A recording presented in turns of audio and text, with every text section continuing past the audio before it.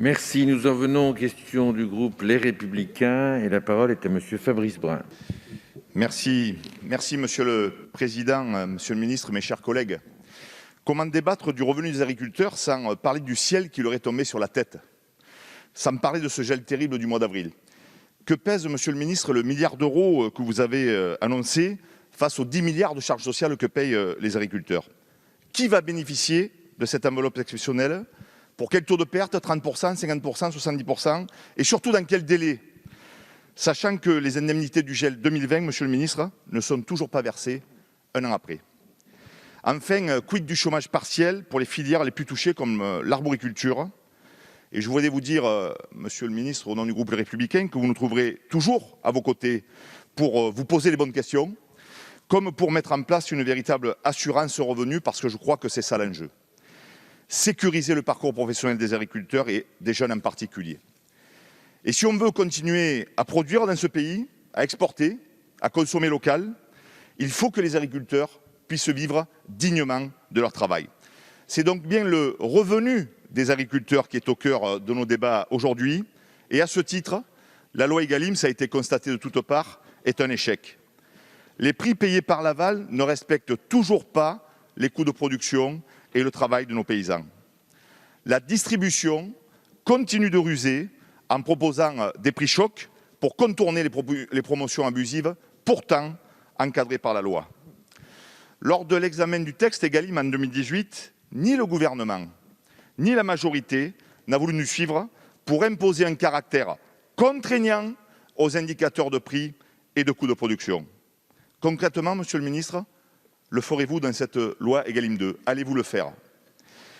Êtes-vous enfin disposé, comme nous le proposons, à donner les moyens à un vrai gendarme de la relation commerciale et mettre fin ainsi au pot de fer contre le pot de terre? Je vous remercie. Si, monsieur le ministre, vous avez la parole.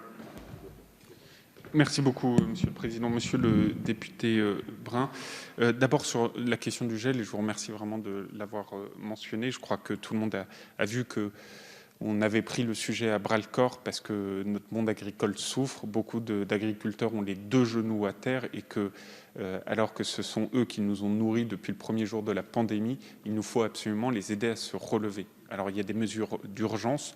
J'ai signé d'ailleurs, comme je m'y étais engagé, moins de 15 jours après les annonces, enfin 15 jours pile après les annonces, la première circulaire mettant en place ce fonds d'urgence, je l'ai signé ce matin même, enfin elle est partie aujourd'hui même, ce qui vous montre la réactivité du gouvernement.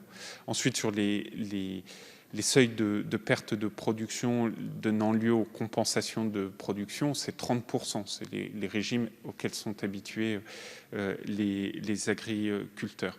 Mais on va beaucoup plus loin que ça, puisqu'on fait des années blanches sur les cotisations sociales. On est en train de caler avec les agriculteurs précisément ces seuils. On cale également un calendrier de mise en œuvre, parce que vous avez 1000 fois raison.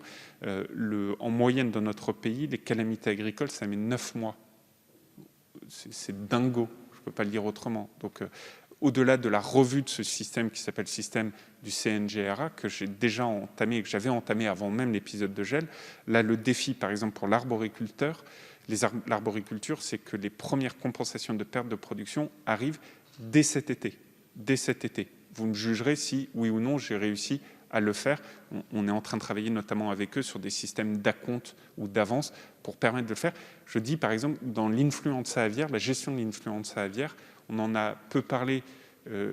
J'estime que c'est peut-être parce que ça s'est bien passé. On est passé justement par ces systèmes d'acompte qui ont bien fonctionné. Si vous me permettez 30 secondes de grâce, Monsieur le Président, mais j'avoue que Monsieur le député a posé beaucoup plus de questions qu'une seule question.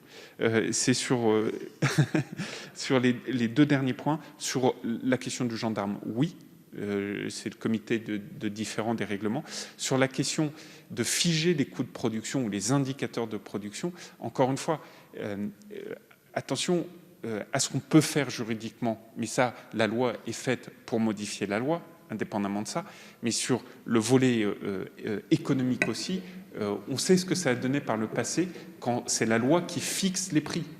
La question, c'est que la loi ne peut fixer des prix, ni juridiquement, mais même en opportunité économique. Mais par contre, la loi doit faire en sorte que les prix de coûts de production ne puissent être renégociés. Dit autrement, ils sont négociés entre l'agriculteur et l'industriel, mais une fois qu'ils sont figés, ils ne peuvent plus être négociés ensuite en aval. Et c'est là Merci, où on va essayer de respecter l'égalité ou l'équité entre les différents collègues. La parole est à monsieur